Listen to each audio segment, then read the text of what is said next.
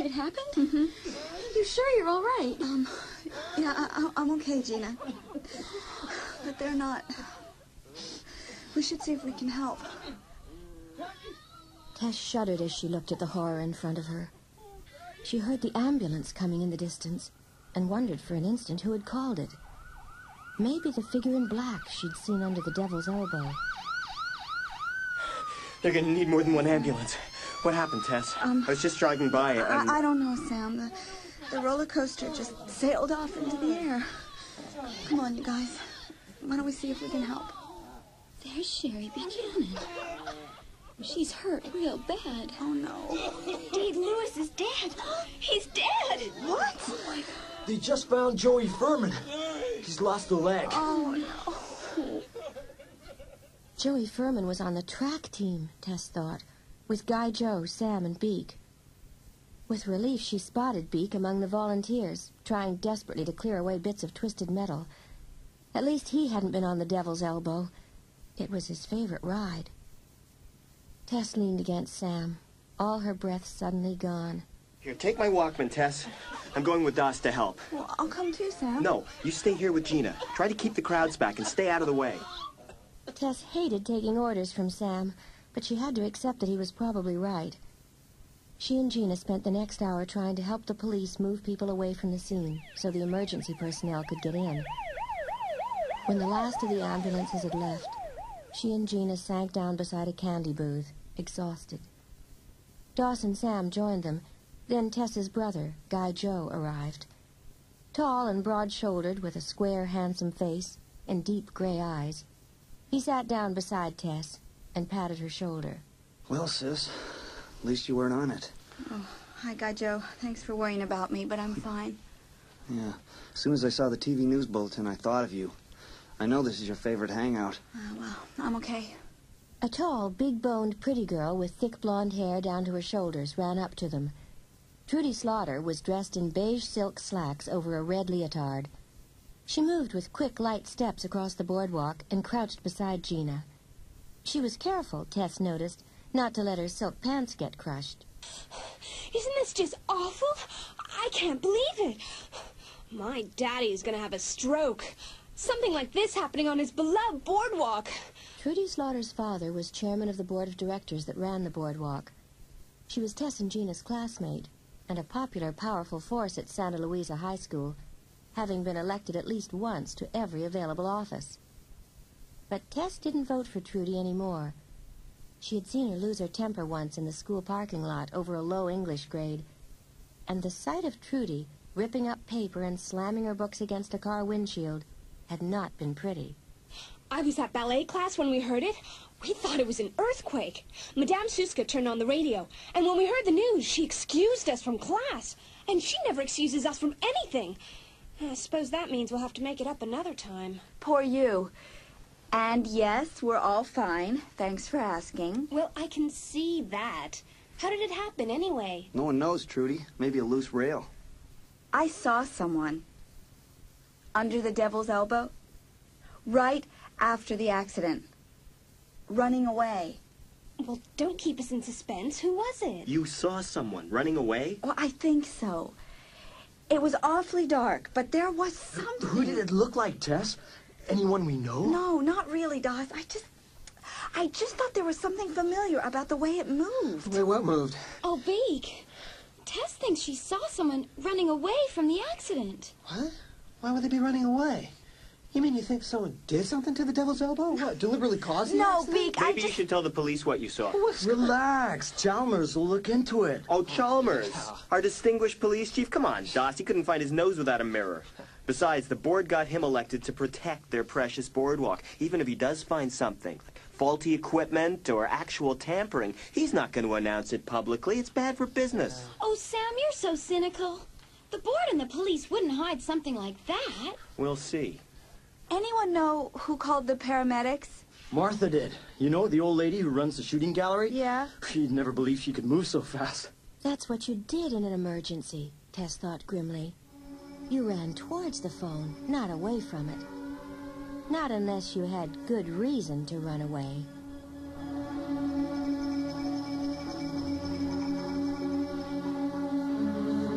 I found it in the attic, looking for ski clothes. A journal.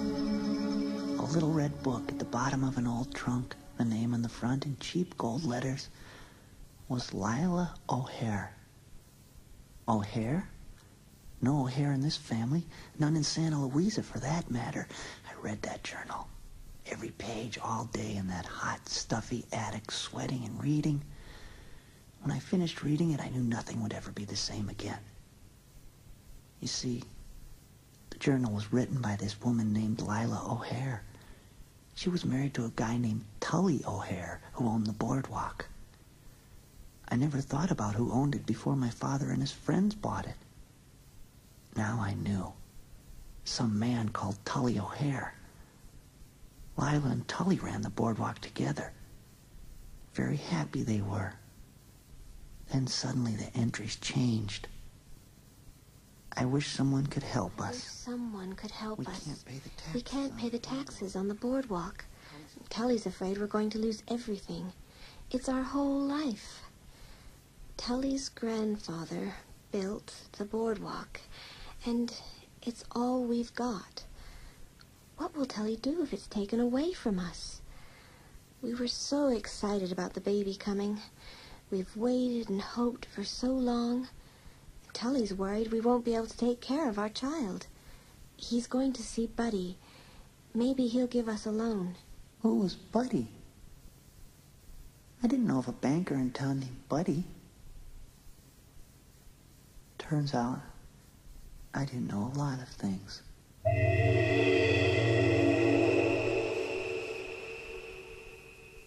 Well, guys, I think I'm going to head home. I'm beat. Yeah, okay. Bye. Bye. See you later, Tess. Take it Okay. easy. Hey, I'll walk with you, Tess. Looks like the booths are being shut down already. Yeah. Well, who would want to stay around here tonight? So, Shelley take off for Europe yet? Yes, she left around 5 o'clock. That's great. Oh, let's not argue about her again, Sam. She's okay as a stepmother. Who's arguing? I'll drive you home. You can pick up your car tomorrow. I can drive myself, thanks. You are so stubborn. You never give an inch. Tess felt like laughing. She'd been giving in to people all her life. But it seemed that doing what people told her hadn't worked out so well. Just when she'd thought she was finally going to have a happy family like other people, her father had said, "We're divorcing." And that was that. Maybe it was time to make a few decisions for herself. I'm going home. Fine. You do that. Watching him go, Tess was surprised to discover that she was analyzing Sam's walk, comparing it to the movement of the figure in black, who had run away from the boardwalk.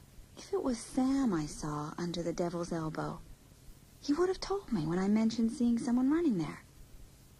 Then who was it? And why did they run away? Well, maybe I'm jumping to conclusions as usual. I suppose the person in black could easily have joined the volunteers at the accident without me knowing it.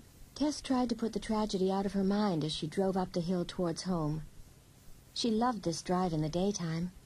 The woods on either side of the road seemed peaceful and romantic. But not tonight. Not with those horrible screams echoing in her ears.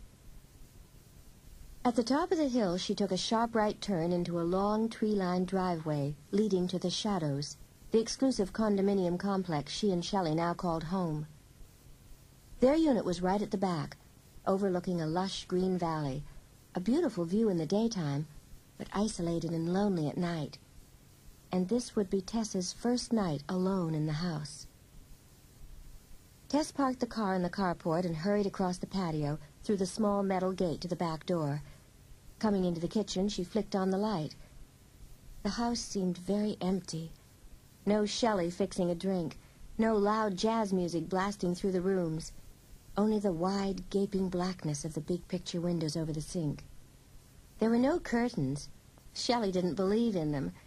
She said she liked to bring the outdoors in where it belongs. Tess usually found that funny, but not tonight. Now the bare black windows made her feel very exposed.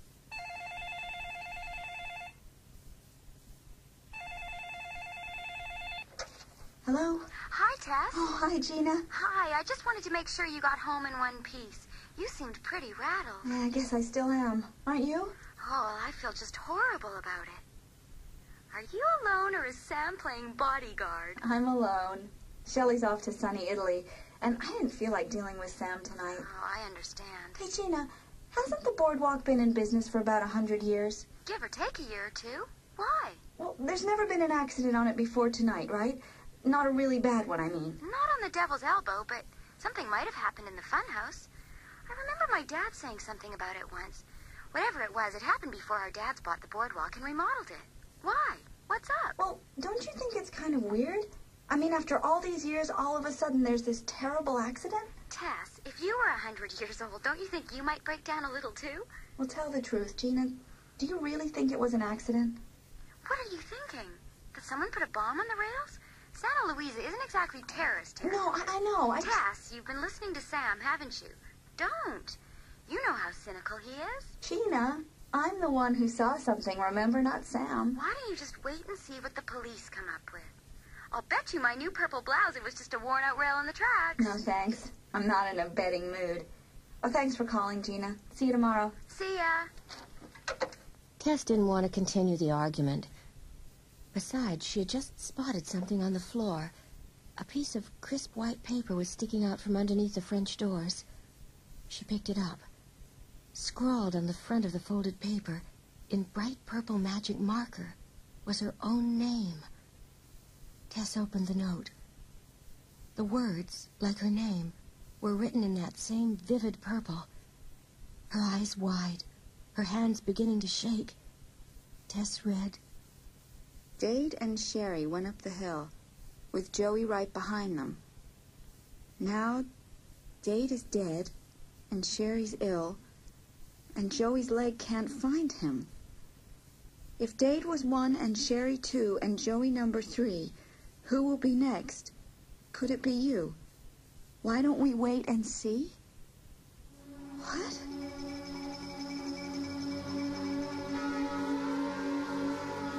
I delivered my little note to Tess. Hope it shakes her up. She deserves it. But she doesn't know why. No one knows until I tell them. You see, that little red book held secrets. I read it all up there in that hot, sticky attic. I learned that after Tully O'Hare went to get a loan at the bank from his friend, Buddy, Lila, his wife, wrote, I can't believe it. Buddy turned him down. He and Tully have been friends since grade school, and he won't throw him a rope when he's drowning. What are we going to do now? So who was this guy? Bad Buddy, the banker? The journal was dated a long time ago. Maybe he changed his name or left the bank. And then I read the next entry. We found out why Buddy turned us down. He and his friends want the boardwalk as an investment. They say they have the funds to make it a huge money-making proposition, and we don't. But it's ours. It's all we have. They can't take it away from us. Can they? Yes, they can. I know it. I've seen my father making deals all these years. He had the money and the power, and he always won. I was right again. This was the very next entry. It's gone. The boardwalk's gone. Buddy and his friends took it. Tully is devastated. So am I. What will happen to us now? How will we take care of our baby when it comes? The next few pages were blank.